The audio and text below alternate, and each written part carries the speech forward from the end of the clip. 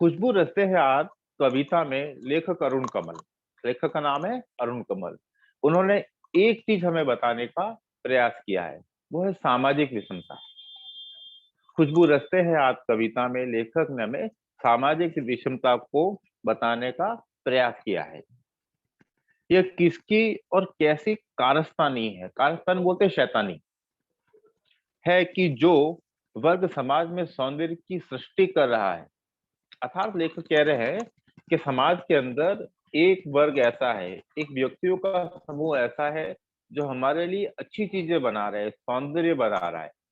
सौंदर्य कहते हैं सुंदर, जो हमारे मन को अच्छा लगे, बना रहा है और उसे खुशहाल बना रहा है। वही वर्ग अभाव में गंदगी में जीवन बसर कर रहा है।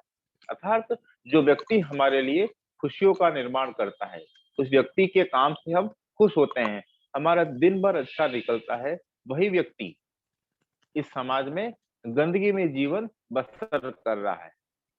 हमें उसका जीवन याद नहीं आता, लेकिन हमें उसका काम स्मरण रहता है। लोगों के जीवन में सुगंध बिखेरने वाले हाथ भयावह स्थितियों में अपना जीवन बिताने पर मजबूर हैं। क्या विडंबना है कि हम जिस खुशबू को लेकर के आनंद का अनुभव करते हैं, उन्हीं खुशबू को बनाने वाले लोग, उन्हीं खुशबू को बनाने वाले हाथ एक अपना जीवन गंदगी में व्यतीत करने के लिए मजबूर हैं। आखिर क्यों? ऐसा क्या कारण है? तो कहते हैं क्या विडंबना है कि खुशबू रचने वाले ये हाथ दूर दराज के सबसे गंदे और बदसूरत इलाकों में जीवन बिता रहे हैं। स्वस्थ समाज के निर्माण में योगदान करने वाले ये लोग इतने अपेक्षित है, आखिर कब तक? ये तो कह रहे हैं कि जो व्यक्ति, जो वर्ग या जो समुदाय हमारे लिए अच्छा काम कर रहा है, हमारे मन को खुश करने का काम कर रहा है, वही व्यक्ति उस खुशबू से दूर है।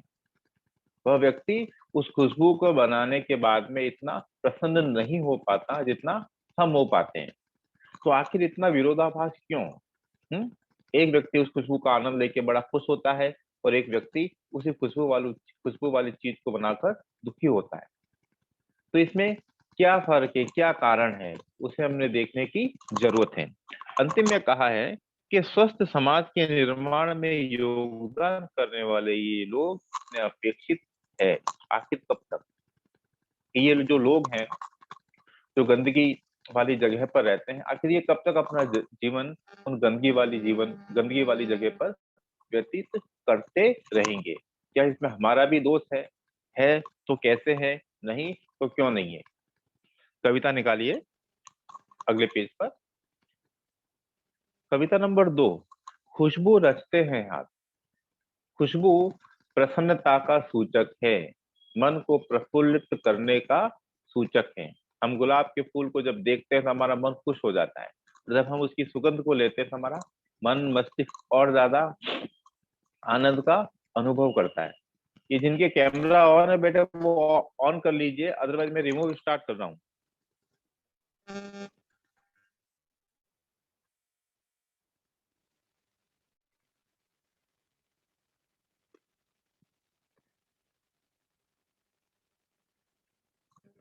यस स्टार्ट करो, अदरवाइज मैं रिमूव बेटा, क्योंकि मुझे पढ़ाने का भी शौक नहीं है कि आप कैमरा बंद करके पढ़ो, क्योंकि आपकी रिस्पॉन्सिबिलिटी है कि कैमरा ऑन रखो। और स्कूल से क्लियर इंस्ट्रक्शन है, जिसका कैमरा बंद है उसे क्लास से बाहर निकाल दो। क्विकली वरुण, कृष्णा, हर्षिता, यदि कोई प्रॉब्लम है तो मैसेज ड्रॉप करो, नहीं तो एक्सेप्ट नहीं करेंगे।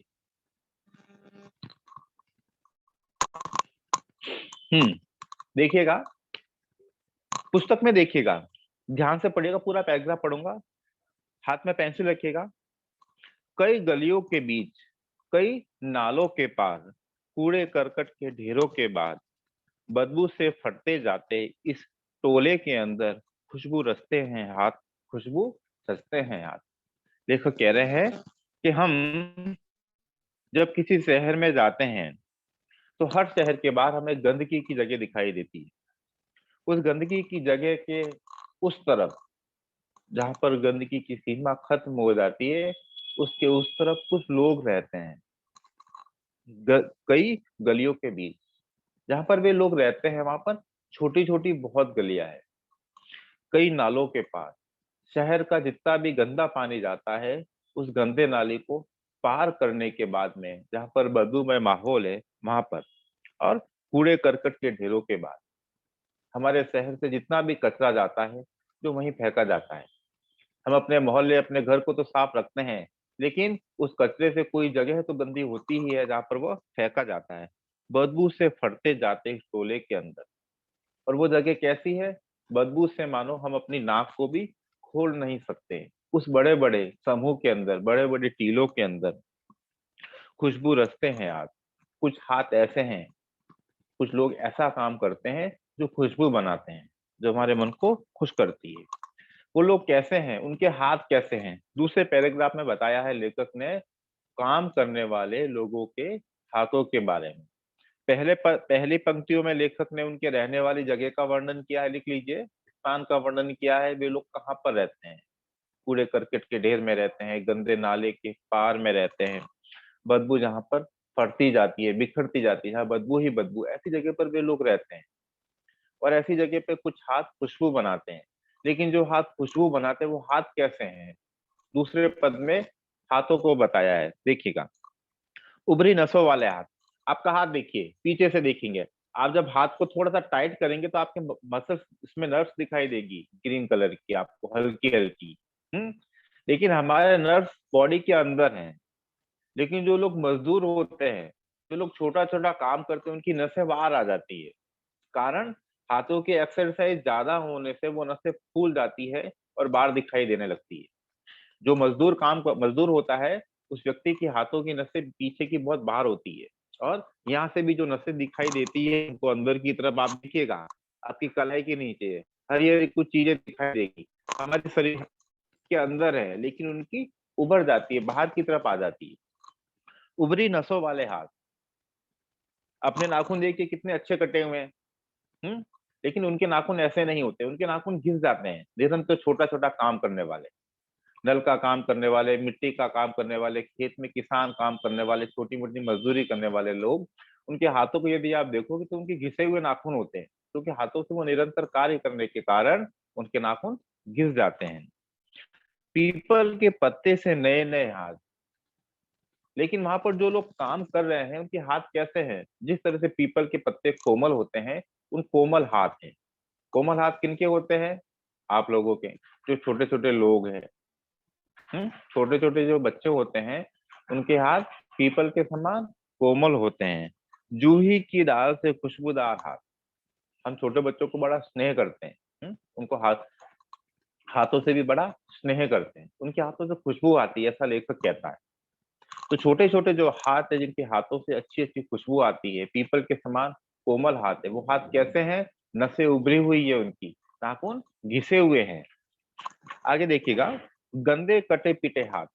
उनके हाथ हमेशा गंदे रहते हैं, क्योंकि कलर में चीजों में काम करते हैं, तो हाथों में इतनी सफाई नहीं रहती, कहीं ना कहीं से कटे जाते हैं या वो गंदे हो जाते हैं। हम थोड़ी देर मिट्टी में काम करेंगे तो हमारे हाथ काले हो जाएंगे।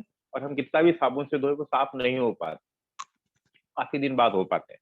कटे पिटे हाथ, छोटे छोटे कट लगे हुए हैं, किसी चीजों को बनाते हैं, रगड़ते हैं, उठाते हैं, घिसते हैं, उसके कारण उनके हाथ कट गए हैं। खुशबू रचते हैं हाथ। ऐसे हाथ हमारे लिए खुशबू का निर्माण करते हैं, जिनकी नसें उभरी हुई है, नाखून घिसे हुए हैं, हाथ कटे पिटे हैं, मैले कुचे उनके हाथ हैं। ऐसे हाथ हमारे लिए खुशबू का निर्माण करते हैं। पहली पंक्ति में उनके रहने वाली जगह का वर्णन किया है लेखक ने, दूसरी पंक्तियों में काम करने वाले लोगों के हाथों का वर्णन किया है। तीसरी गली में आइए, तीसरी पंक्तियों में आइए, देखिएगा। यही इस अब जब सारी चीजें लेखक ने बता दी कि लोग यहाँ पर इस गंदी जगह पर रहते हैं और वहाँ के लोग ऐसे हैं, उसके बाद में एक चीज लेखक ने बताई है कि यही इस गली में बनती है मुल्क की मशहूर अगरबत्तियां। हम जो सुबह सुबह ईश्वर को खुश करने के लिए अगरबत्तियां लगाते हैं, खुशबूदार, केवड़ा की, मोगरा की, चंदन की, लोबान की, इस सारी अगरबत्तियों का निर्माण कहाँ होता है, इसी गंदी बस्ती में होता है, जहाँ की गंदगी को हम सूंघना पसंद नहीं करते। मुल्क की मशहूर अगरबत्तियां इन्हीं गंदे मोहल्लों के गंदे लोग, गंदी जगह पर गंदे लोग रहते हैं, अच्छी जगह पर अच्छे होते हैं। जगह पे रहते तो हम अपने आप को अच्छा कह सकते हैं, कह सकते हैं, है नहीं। क्योंकि अच्छा होने के लिए हमें बहुत कुछ चीजें करनी होती है।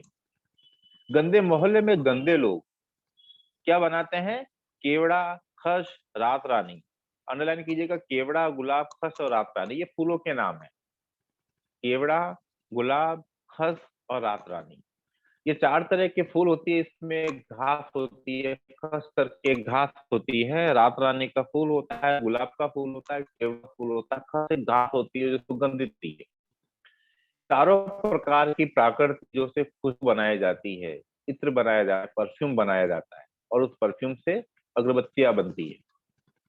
दुनिया की सारी गंदगी के बीच, दुनिया की सारी गंदगी इसलिए कहा कि शहर की सारी गंदगी जो भी हमें पसंद नहीं है, वो सारी की सारी गंदगी हम फेंक देते हैं और शहर के सारे टेम्पो, ट्रैक्टर, ट्रक सारी गंदगी को यहाँ फेंकते हैं जहाँ पर ये लोग रहते हैं।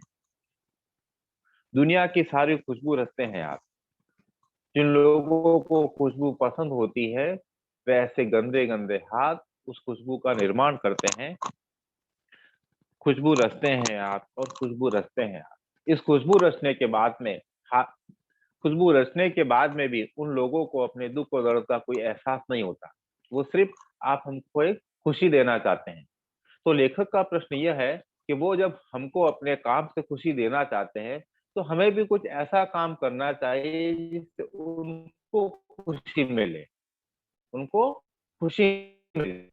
हम यदि चीज का पैसा देते हैं तो मजबूरी में उस चीज का निर्माण करते हैं, लेकिन चीज देकर आपने चीज खरीद ली, वो एक अलग बात है, लेकिन आपको उसको सूंघने के बाद में आनंद का अनुभव होता है। उसी तरह से आप यदि उनसे सौहार्द की भावना, प्रेम की भावना रखोगे, तो उनके मन में भी खुशी की अनुभूति होगी। लेकिन ऐसा होता नहीं है। हम क्या कहते हैं, अरे कितना गंदा आदमी है, वहां गंदी गंदी जगह पर रहता है। तो ऐसा यदि हम किसी को कहते हैं तो उसे अच्छा नहीं लगता।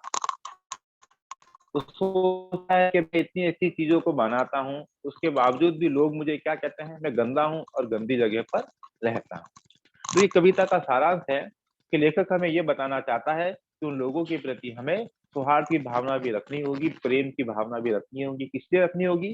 क्योंकि वो अपने काम से हमको खुश करते हैं, तो हमें भी अपनी वाणी से, अपने काम से उनको खुश करने की कोशिश करनी चाहिए। कोशिश करनी है, करने के लिए लेखक नहीं कहते हैं। लेकिन हम धीरे-धीरे किसी चीज़ में सुधार करेंगे, हो सकता है एक दिन कोई चीज़ अच्छी तरह से सुधार